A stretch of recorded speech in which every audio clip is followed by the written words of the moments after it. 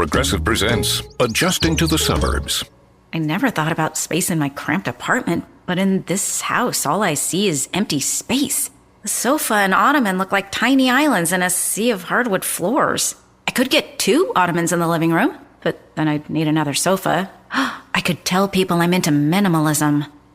Anyway, when you save with Progressive by bundling your home and auto, that's the easy part of adjusting to the suburbs. Progressive Casualty Insurance Company. Coverage provided and serviced by affiliates and third-party insurers. Hey, it's Mistress Carrie, reporting for duty from MCHQ for episode 78 of the Mistress Carrie podcast. This episode of the podcast is sponsored by Digital Federal Credit Union, better known as DCU. And since their beginnings as a credit union for the employees of Digital Equipment Corporation back in 1979, DCU has never lost sight of its roots of being a not-for-profit financial cooperative owned by and operated by and for their members. A lot of things can change in 40 years, but some things remain constant, like DCU's unwavering commitment to provide exceptional service and to make a positive impact in the communities where their members live and work. No matter what their members' unique goals are, they are committed to helping them the only way they know how. And that's the DCU way, which consists of 3 simple philosophies that guide each and every DCU team member. People come first, do the right thing, and make a difference. And giving back is central to what they do, and I know this because I have been involved with so many charitable initiatives over the years with DCU, and I'm proud to have them as a sponsor of the Mistress Carrie podcast. Now, before we get to this week's episode, I want to remind you about the online store at MistressCarrie.com. There are tons of things up there on the website. T-shirts and hoodies, beanies and baby onesies, coffee mugs, pint glasses, shot glasses, stickers, patches, mouse pads, and so much more. And you can order straight off the website at MistressCarrie.com. And Mistress Carrie official merchandise is also available at Joe's Albums in Worcester and Northampton. Okay, this episode of the podcast was so much fun. I got to know Ben Bruce from Asking Alexandria. Now, the band had just gotten their first #1 rock song just before he and I talked. And we had a chance to talk about the writing process for Asking Alexandria, his songwriting process, growing up learning how to play the guitar, how he dealt with all of the lockdown, being away from his family in England while here in the States, the bands that inspired him, developing his own guitar tone, and being the father of 4 kids under 6 years old during a pandemic. Oh yeah, Ben must have the patience of a saint. It was really cool getting to know him, and I also got some very cool Asking Alexandria gossip out of him as well. He was so much fun and so easy to talk to, and I think you're going to love this interview. So allow me to introduce you to Ben Bruce from Asking Alexandria.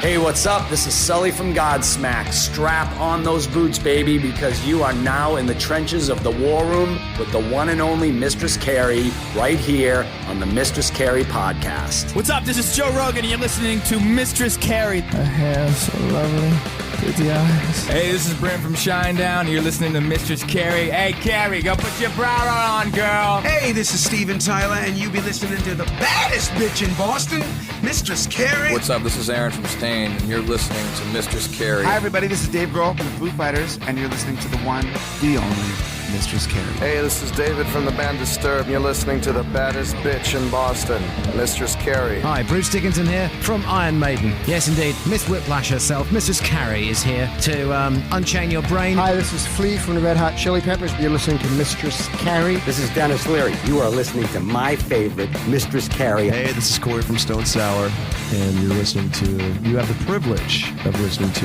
Mistress Carrie. Oh, God. Oh, yeah.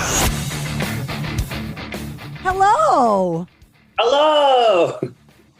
We're having coffee together. I appreciate you hanging out with me, Ben. I appreciate you hanging out with me. I had nothing else to do anyway. Well, there you go. You're already in the Christmas spirit, I see, with your mug. Oh, my God, yeah. So I love Christmas so much because for me, being an expat, Christmas is like the one time a year where it's almost guaranteed until you have a pandemic that I get to see my mom and my dad and my sister and everyone. I haven't seen them in a couple of years because of this pandemic. But yeah, so I love Christmas because it's just a time where we all get together, and we won't tour on Christmas. And so I got home from tour. I flew home in the middle of tour on Halloween to take my kids trick-or-treating. And I got home and my wife had surprised me, and she'd already decorated the house for Christmas. And so yeah, we're Christmasified. Well, yeah. I was going to ask you about that because weren't you born on Halloween? I was, yeah. So I hate it. So you do hate it. See, it's my favorite day of the year, and I get mad when people bypass Halloween and start putting Christmas stuff up in October. Well, this interview is cancelled. No, I mean, it's not. Look, I loved it when I was a kid, but then as I got older and I started wanting to celebrate my birthday by having a glass of wine and a nice meal with friends, you can't do it. It can't happen because everyone's too busy dressing up like a fucking idiot and going out and just getting hammered, which is something I don't enjoy doing anymore. So it's just me being selfish. I'm like, hey, but this is my day. But now that I've got kids, I'm finding a newfound love for Halloween again. Like I said, I flew home in the middle of tour to take them trick-or-treating, and they loved it. They had the best time ever. So I'm a believer again. I have a friend that was born on Christmas. Oh, that sucks. Exactly. That's what he says. For the same reasons for you being born on Halloween, that nobody remembers his birthday. He can't go out anywhere and do anything on his actual birthday because it's Christmas Day. People will be cheap too, and they'll be like, here's your Christmas/birthday present. No, he should demand two. Right? Exactly. So you talk about the pandemic, and I have the fortunate situation of being able to talk to a lot of artists a lot of the time, and everyone's experience has been a little bit different. Now, you're talking about the fact that you were kind of holed up in the U.S. Is your wife American? Is that how you ended up just staying here all the time? Yeah, she's American. Obviously, we've got 4 kids, and just traveling on an airplane. We could have gone back to England because I am English. I could have gone home, and they would have let all of us in because they're my family. But my parents couldn't come out here because they closed the borders, and they don't have an American passport or residency or anything. But we didn't go home because it just felt a little bit irresponsible to take 4 young children on an airplane during a pandemic. None of them were vaccinated yet. They're all super young. So yeah, we kind of just been here, missing my family. This is the first time I've not seen my family in this long. So it's been pretty tough. But on the flip side of that, I've got to spend so much time with my wife and kids that I'm never awarded because we're always on tour. So actually, I've quite enjoyed it. I've really enjoyed being home and just being able to take my musician hat off and just be a dad and a husband. It's the same kind of thing that I hear from a lot of artists. Like early on in the pandemic, I talked to Corey Taylor, and he was like, I went to Home Depot and just like got to do stuff around the house because you guys, for music fans, you come into our town for a show and it's a big deal and we can't wait. And then you go on to the next town where it's the big deal and whatever. And you don't get to do quote unquote normal stuff. Yeah. Like what normal stuff did you absolutely love doing at home with the kids? You know what's funny? So 2 things that are going to sound, well, one of them sounds pretty cool, I guess. I learned how to cook, and it turns out I'm really good at cooking. So I love to cook like high-end meals and stuff now. I've really thoroughly enjoyed it. But the thing that I picked up that I would say is normal that I love, and my wife just makes so much fun of me for now, is gardening. I started taking so much pride in my yard and my garden, and I used to get landscapers to do everything. I mean, this is going to sound terrible, but I fired them all. Sorry, but because I was enjoying taking care of it, and I've bought trees and flowers and seeds, and I've taken the kids out with me, and we've planted seeds together, and we take care of the yard, and it's slowly migrating into my house too. I've got so many plants that I keep buying, and my wife's like, "You don't need any more plants." I'm like, "No, I know, but I just bought some more." I'm a gardener as well. I love it. I have a massive vegetable garden, and I've been planting fruit trees and berry bushes, and I love it. And it was great during the pandemic to be able to be outside. And there's also something amazing about eating food that you grew too.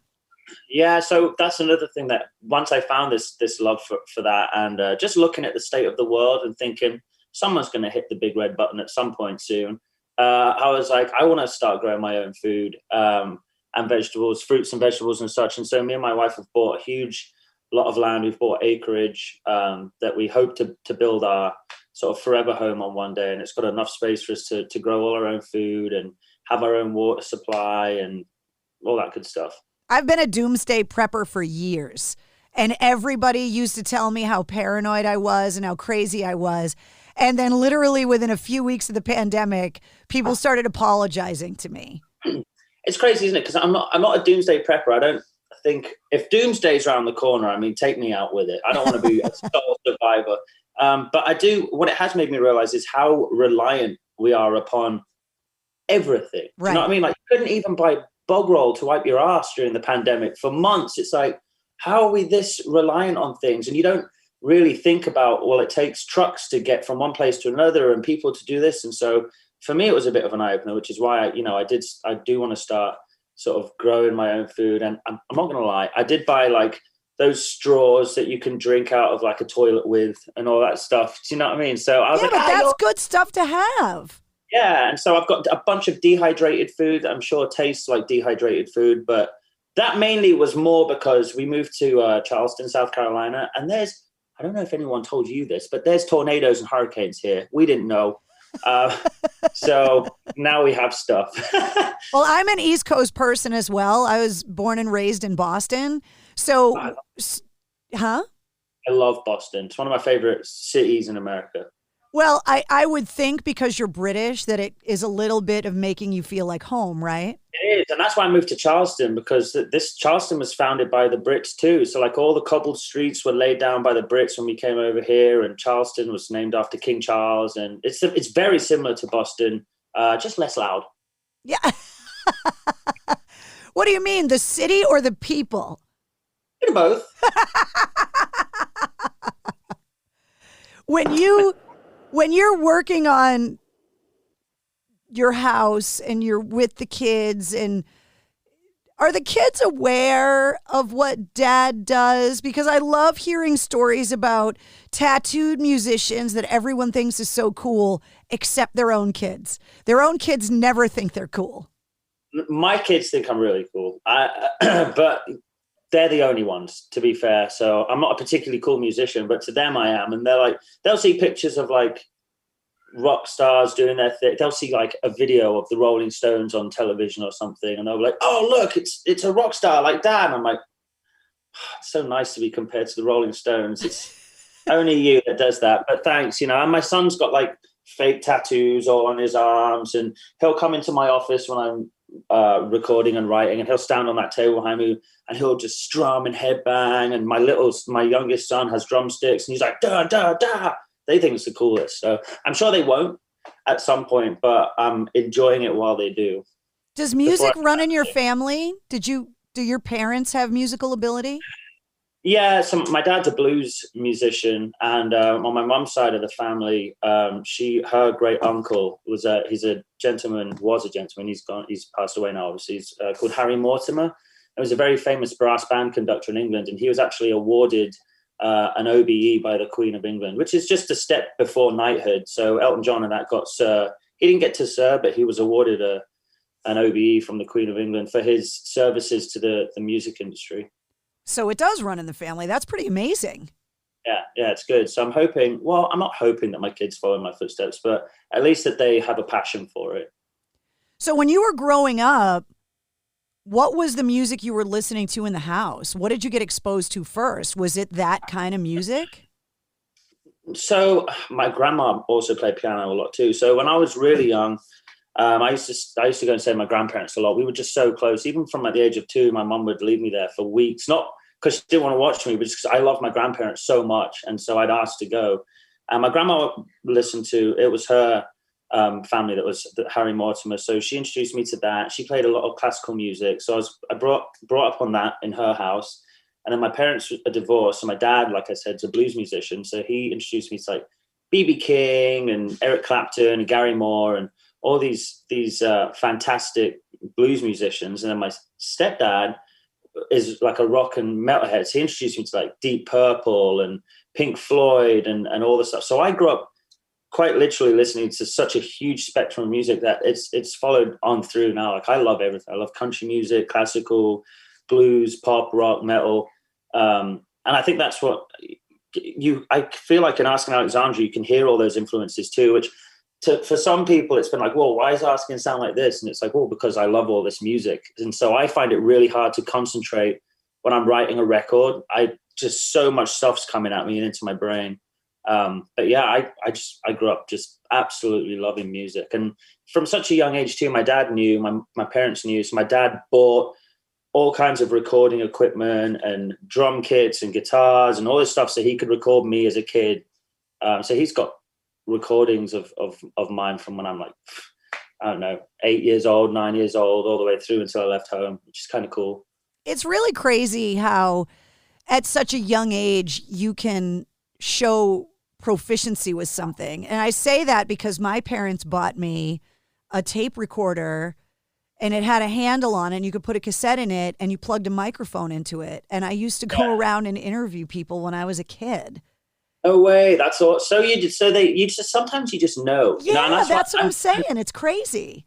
I'm trying to nurture that too right now because my oldest son, he's 4, and all he cares about right now is front flipping and back flipping off the couch, and he's insane. Like he can do handstands, and I'm like, this kid's really good and needs really to be in the Olympics.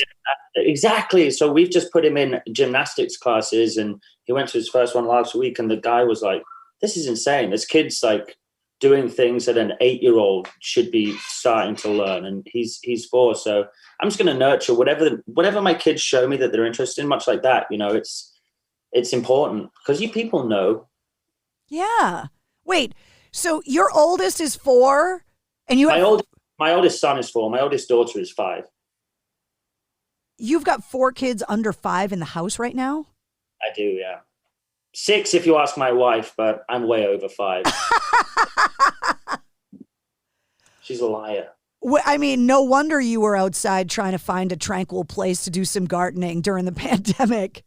Exactly. No, they are. It's chaos. But I love it. I love that it's chaos. Like, it doesn't stress me out in the slightest. It's quite literally like a movie, like Cheap Eye Does or something. One of my kids will be swinging off the chandelier while the other one's managed to get himself stuck in the sink, trying to get bits of leftover chocolate. And my daughter's upstairs just doing maths for some reason. Yeah, it's fun. It's a lot of fun. But is chaos. Your wife Southern? She's not Southern. She's from Arizona. Actually. Oh, okay. I was going to say, because if your wife was from the Northeast, like up where I'm from, she probably would have stabbed you in your sleep by now. I'm sure she's thought about it. So when you're growing up with all this blues influence and all of this classical influence, I have this theory that you grow up exposed to the music by your family and your peers. And then there's an artist or a song or something that draws a line in the sand and you go, okay, this is now my music. What band or song was it that you went from, oh, I know Deep Purple and Eric Clapton because my parents played it for me too. This is my generation's music. This is what I like. You know, it's funny because that definitely did happen. And I used to make like mixtapes for my parents and my grandparents to show them the stuff I was listening to. And it was bands, it was nu metal, you know, it was Slipknot, it was System of a Down, it was Linkin Park, it was all this stuff. But for me, it really, honestly, it's funny because you mentioned Corey Taylor, and he's a really close friend of mine now, which is insane. Like, he calls himself Uncle Corey when we're talking about my kids and stuff. But it was Slipknot for me. It really was. I heard Slipknot. I think it was Eyeless, and I was just like, whoa, this is unlike anything I've ever heard before. And so I was showing my parents, and it got to the point where I was borderline obsessed. I graffitied my mom's car with Slipknot lyrics. I went as Joey Jordison to Halloween one year. I remember at school we did DT, which I think in America they call it woodwork or something. We call it DT. And our project was to make something. So I made a CD rack, CD holder, And he was like, well, it's just wood. So I went, oh, okay. And I painted it black, poured red paint on top, so it was like blood. And I just wrote Slipknot on the bass. It's like, there we go. I was obsessed with Slipknot. And that was the line in the sand for me. And I'm still obsessed with Slipknot. They're a great band. They're really, really great. And the fact, like I said, Corey Taylor's, to me, one of the greats, but he's still so down to, I mean, you were talking to him. He's so down to earth. He's so humble. He's not at all a pretentious rock star. And it's from inspiring me as a kid to play heavier music all the way up until now is inspiring me to sort of keep a level head. And it's like, well, if Corey Taylor's still a down to earth guy, there's no excuse for anyone to be a pretentious dick. You know what I mean? So great band, great people. The radio station that I worked at for a bunch of years in Boston helped to break them on the radio. And I did one of their first TV interviews, and I tried to interview all 9 members of the original lineup of Slipknot simultaneously with one microphone. And the video is like up on YouTube, and they were like picking my nose and like poking my ears. And those early days when that first Slipknot record came out, those were some nights. Oh yeah, I can imagine. It's so weird too, because we've played with them so many times, and to watch them, to hang out with them backstage and just talk and chill and blah, blah. And then when it's like, okay, it's time for the show, it's like they flip a switch and then they're weird. And it's like, okay, these guys are fucking weird. They're crazy on stage, put on the greatest rock show ever, and then they come off stage and they turn the switch off again. I'm like, that's fucking insane. When Corey was drinking, it was a whole different thing, because I was around in the height of all of that kind of partying, and the craziness would follow off stage. I can imagine. Yeah, I've not. So in my lifetime of knowing Corey and then eventually becoming friends with Corey, I've only ever known him sober. So I've never met that. But I some of the other guys, I think they still drink. But I'd be watching side stage, and Sean would come over with a bottle of whiskey, and he'd grab me on side stage and just pour it into my mouth. I'm like, I hate whiskey, but I mean, it's Slipknot. Yeah. Do you have any kind of weird on-stage injury? Because Clown just tore his bicep hitting a keg with a baseball bat. He just had to have surgery. Yeah, nothing like that. But I've hurt myself on stage so many times. I mean, I used to do such stupid shit. Like if we were playing in a theater, I would climb up to the second story of the theater and jump off the second story into the crowd, all kinds of things. But I'm trying to think, like, they were always self-inflicted injuries too, like punching my guitar and taking stupid chunks out or breaking my hand. But, I don't think I've ever, thankfully, touch wood, really, really injured myself by accident on stage. I've fallen off stage a bunch of times. That's really just injured my pride. That seems to happen to everyone. It's impossible for it to not. And as soon as you're going forward too, there's nowhere to put your hands down. It's down a good 6 to 8 feet. And you've got a guitar in your hand, so it's like, what are you supposed to do? We were on tour with Shinedown 2019, before the pandemic. And we walk out, and at this point in our career, we were opening our set with The Violence, which I start that song. So it starts with a guitar riff, and then the band kicks in. So I walk out, and I go to step on my ego riser, and my foot misses, and I just fall off the front of the stage. But I don't miss a note. I'm like there, like, and everyone on the front row is just like, looking down at the floor, and I'm just down there in a pile. But the show must go on. I didn't miss a note. So for anybody that's listening that doesn't know what an ego riser is, they're the little stages that are on the stage for you guys when you're doing solos or whatever to kind of jump up on. Yeah, but the stage isn't quite tall enough, so you need an extra foot of height just to really reach that godlike status. What a silly idea. Who made the ego riser? Had to be Axl Rose or someone. I'm fairly certain they had those before Axl. Well, someone. Speaking of the Shinedown guys, another group of guys that's just so genuine and nice and nicest guys in the world. Yeah, I live down the street from Eric, so we had our first #1 radio single last week. I was gonna congratulate you. Yeah, thank you so much. And Eric texted me. He was like, "Dude, like that's a huge deal. You're #1." I was like, "You've had like all the #1s." He was like, "Yeah, but it's still a huge milestone." He was like, "Think about all the kids that start playing music, and then some of them get to go into garage, and then some of them get out their garage, and some of them get into them. It's like, you can work your way up that ladder, and you've got a #1 rock song in all of America right now. I was like, oh, damn, I never thought about it like that. That's awesome. And he was like, come on, we'll take me and my wife and him and his wife, he took us out for dinner and just celebrated our first #1. But that's the kind of people Cheyenne are. They're like, Brent was there too. Just sweethearts. Next time you see them, if you tell them that you talked to me, we go way, way back. Way back. Yeah, I'll probably back. Tomorrow or something. They threw my wife's, our youngest baby is 6 weeks old currently. They threw the baby shower for this one. So I'll probably see them in a couple of days. I have Mistress Carrie baby onesies that I need to get an address that I can send you because they're awesome. Really cool. That's awesome. Yeah, I'd love that. I made some that say made in lockdown because so many I've had 2 in lockdown. You obviously have not been spending all of your time in the garden. Just digging holes. Yeah, so two lockdown babies.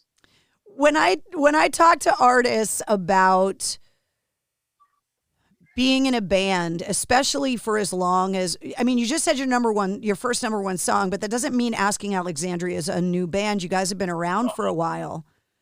Yeah. Is it harder for you, in your opinion, to keep a band together or a marriage together? I ask everybody this question. I think it just depends what stage of your life you're in, because this is my second marriage. So obviously ask me, 7 years ago, and I might have said marriage, because I think, it's like you were just talking about Corey. There were wild days of drinking and stuff. And, we were no exception. You get made to feel like, especially when you're on the up and up, because when we came out, there was a lot of hype surrounding our band, and we got made to feel like we had to be rock stars, and people just dubbed us the saviors of rock and roll. It's like, rock and roll's back. And we were on the front cover of magazines, being labeled like the hardest partying band on the planet and stuff. And I was like, what? I grew up, I didn't drink, I didn't smoke cigarettes, I never touched drugs growing up, none of it, until this band started taking off, and we got made to feel like we had to be rock and roll, we had to be rock stars, and people just start throwing shit at you. And, we were young and impressionable, and we fell down this rabbit hole, and that's not conducive to a healthy marriage, and so my first marriage broke apart, which still to this day, it's not a nice thing to happen, but it did. But you got to learn from that. And so now my second marriage, I find it to be super easy because I've learned a lot. I've learned how to be in a marriage, in a relationship, and how to take care and nurture that relationship. But being in a band 12 years in, it's very, very similar, honestly. Like back when we were drinking and doing drugs and stuff, it's so hard to keep the band together. And that's why Danny left, one of us would have done at that point, because we were so insane, and it was so much, and it was so difficult, and it gets tiring, and your body starts shutting down, and you're not really all there when you're behaving that way. But now, we're 12 years in, I think we're closer than we ever have been. And it's because it's the same thing. We've learned to nurture this relationship. Everyone has limits. Everyone has space that they need. And you need to learn to respect that, respect each other. People all need to feel fulfilled in a band, which is something that we learned as the years have gone by. So honestly, I think they're one in the same, very, very similar. And they're both so important, such huge parts of our lives that you have to make time for both. You can't be like, I'm married now, screw you guys. And vice versa. You can't be like, well, sorry, Missy, I'm going out on tour. It's hard. And then when each band member gets married and has kids, the circle of the band gets bigger and bigger and bigger. And you have to try and balance everything and make sure everyone's happy. But, if you care enough, you find a way. I just got married for the second time last year in the middle of the pandemic, so I totally get it. Yeah. And so you probably learned a lot from the first one. I learned a whole bunch of shit. Yeah. Well, there we go. So it's one of those things. And some people get divorced. Like, I'm never getting married again. But I think so long as you learn and you're happy, it's good. When you were growing up, do you remember the first guitar that you ever got? I actually do. Do you still have it?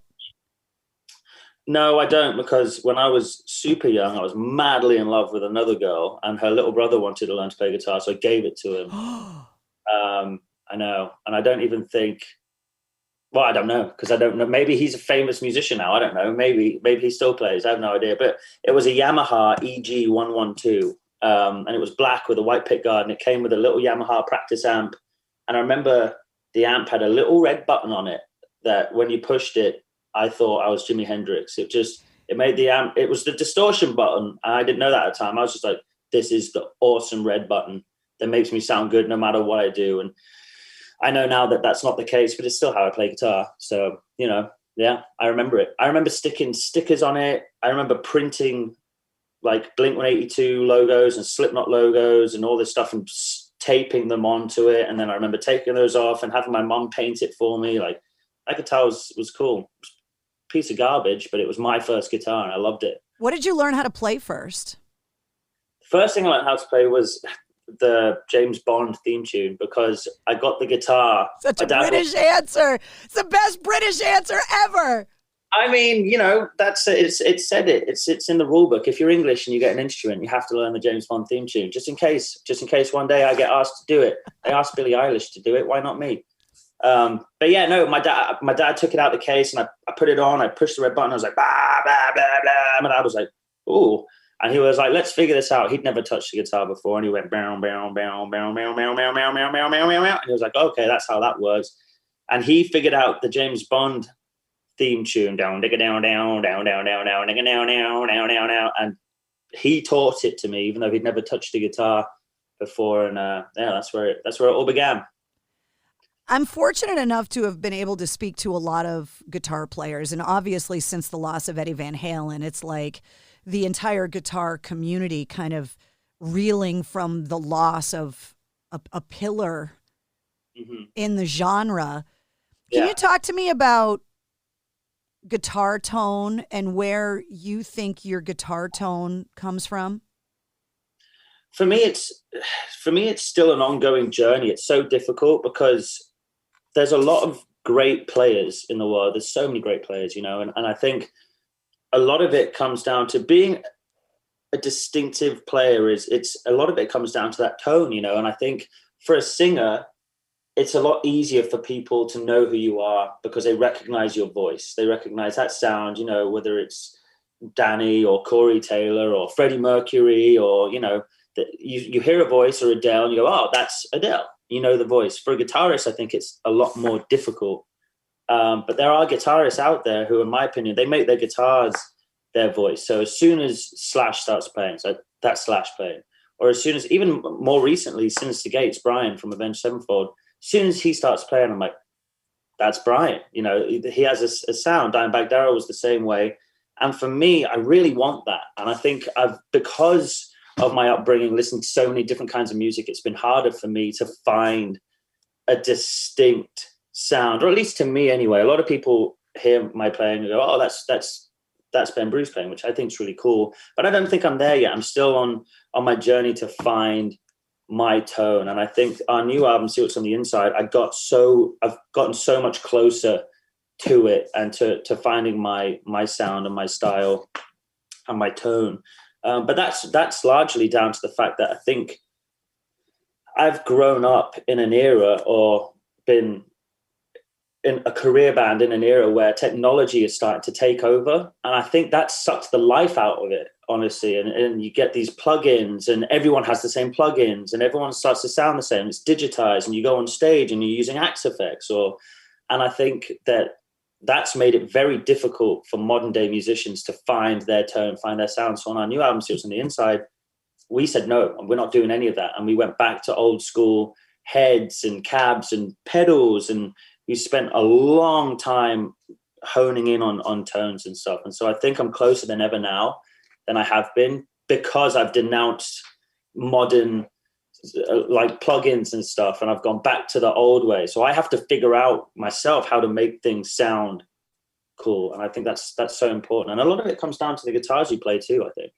People ask me all the time what I think the future of rock and roll is going to have and include. And I think a lot of rock and roll is going to be going back and getting rid of a lot of that technology, like you said, because It's too easy to make it perfect, and rock and roll's not supposed to be perfect.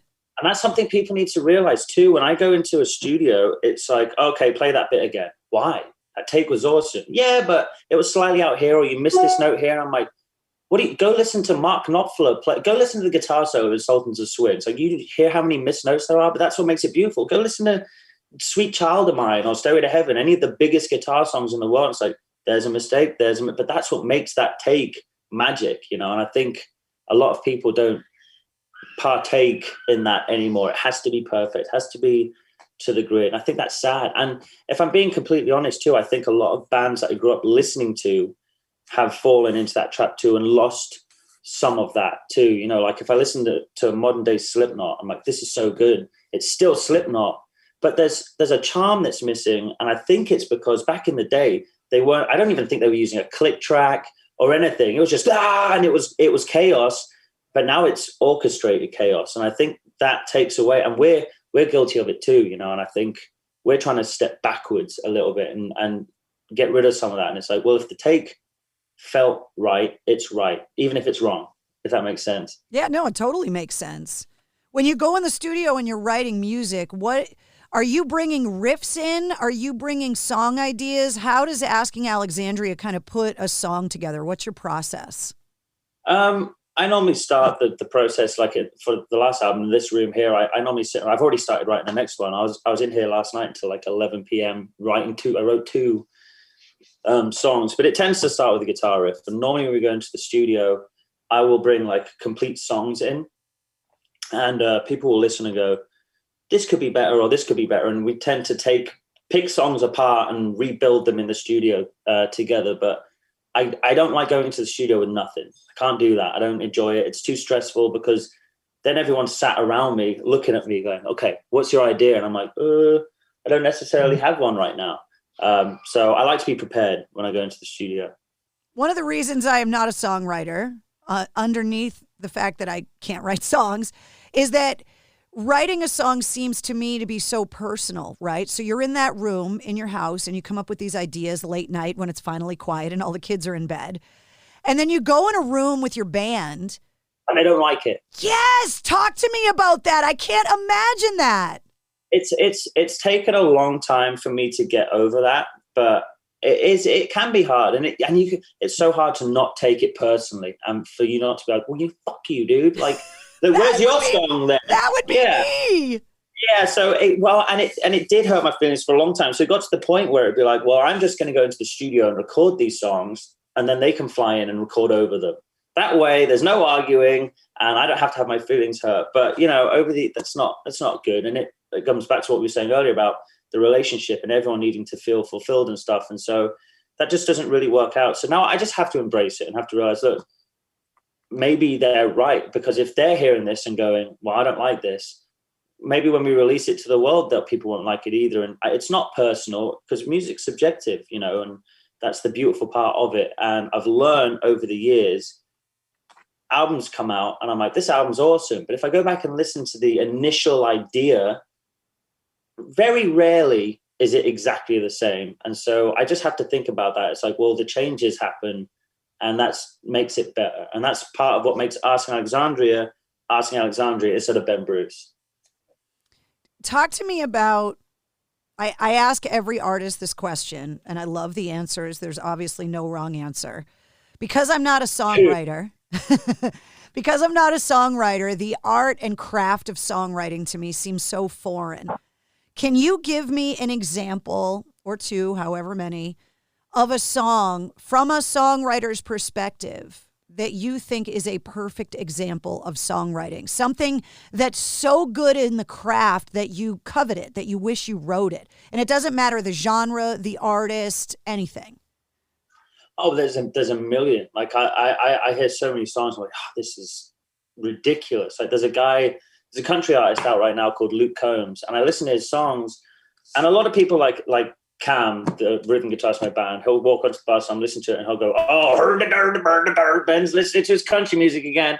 And I'm like, just listen to the lyrics and the melody and the structure. And it's like, I just find so much beauty in songwriting in so many different kinds. But I guess if I was going to pick a song, one of my favorite songs of all time is Blackbird by the Beatles. I just think it's just, I don't even know how it's so good, but it's so good, from the melody to the lyrics to the chord progressions. Like, it's a stunning song. But another one of my favorite songs, which I don't listen to too much anymore because it's been overplayed in my own life, so I never really go to it. But when it comes on, I'm reminded of just how good it was. And it Smells Like Teen Spirit by Nirvana. And I think the reason I like it so much is because it makes me think. Because if I picked up my guitar and the distortion was half-assed and I played this sloppy ding, ding, chicka, chicka, ding, chicka, I'd be like, this is garbage. Do you know what I mean? But it's not. And I think the beauty of that song lies within its simplicity. And that's what gives it so much energy. And that's why it became such a hugely successful song, because it was just like, it's one of those songs where it's like, it doesn't have to be good to be the best. It's so simple and it's so sloppy that it's like anyone could have written this, but they didn't. Kurt Cobain did. He wrote it because he was some kind of sloppy genius. And so I listened to that song and I'm like, this is a fucking fantastic song. And it's just got so much energy and so much raw emotion. And I use that song all the time as a reminder that it's about what the song makes you feel when it comes out. That's what makes a good song, not how many notes are in it or how perfectly it's played or executed, or not even the structure, but does this make you feel something? And that song does, immediately right out the gates. You're like, okay, I'm ready. This year, I heard two things that make me listen to that song totally different now.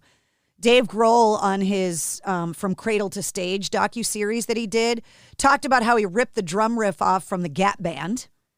Oh, wow. And I went, oh my God, he did. And the other thing, I interviewed Dee Snider from Twisted Sister. I love Dee. And he talked about, when he and I talked, about how that riff, that opening riff, is more than a feeling from Boston. Oh yeah, absolutely. And and being from Boston, growing up, like, I never put those two together. And Dee Snider now has made me listen to Smells Like Teen Spirit totally differently. And it is too. And now that you hear it like that, you're like, oh, but that makes it even better. Because now I can sing two great songs over this. Awesome. Why has there not been a mashup made? I don't know. Ben, it was so awesome to get to meet you today. Thank you so much for hanging out with me. Oh, thank you for having me. I had a blast. Congratulations on your first #1 song. Thank you so much. Say hi. And make sure when you see Eric and the Shinedown guys, make sure you tell them I said hi. And I'm sure that they will laugh and then tell you inappropriate stories. Loads of stories. I can't wait. Next time I speak to you, I'm like, I heard what you did. Congratulations on everything. Enjoy your European tour, and we can't wait to have you back in the States playing shows. Thank you so much. Any idea when that's going to happen? I'm not supposed to say anything, but I will. We're booking a headline tour right now for May, June time. Yeah! I love getting the scoop. Our first headline tour in the States since 2018, I think. It's been a long time. Awesome. Well, we'll see you then. Yes, can't wait. See you later. Bye-bye. Thank you. There he is, the one and only Ben Bruce from Asking Alexandria. I told you were going to think he was cool. Their new album, See What's on the Inside, is available everywhere. Linked in the show notes of this episode are all of the links to find Asking Alexandria and Ben Bruce online and on social. And if you liked what you heard, don't forget to hit subscribe to the Mistress Carrie podcast so you don't miss anything. New full-length episodes come out every Wednesday, and every weekday you get the Situation Report. The Sit Rep breaks down all your rock news, music headlines, and industry info in under 5 minutes. And that's how you'll find out when they schedule that tour he was hinting about. Also linked in the show notes of this episode is the corresponding playlist. All the music we talked about is in one easy-to-find playlist, so you can go and listen to everything that we were talking about and all of the songs that we referenced in the interview. All of the links to find me online and on social are there as well, including my website, MistressCarrie.com, so you can check out my official online store. Once again, thanks to our sponsor, Digital Federal Credit Union. You can find them online at dcu.org. The Mistress Carrie Podcast, a proud member of the Pantheon Podcast Network. Progressive presents Adjusting to the Suburbs. I never thought I'd care about gardening until I bought a house in the suburbs. But now I find myself in conversations about liquid fertilizer, and I wonder, am I the fertilizer guy now? No way. Everyone knows the ratio between phosphorus and nitrogen, right? Yeah, I'm still totally cool. Anyway, when you save with Progressive by bundling your home and auto, that's the easy part of adjusting to the suburbs. Progressive Casualty Insurance Company. Coverage provided and serviced by affiliates and third-party insurers.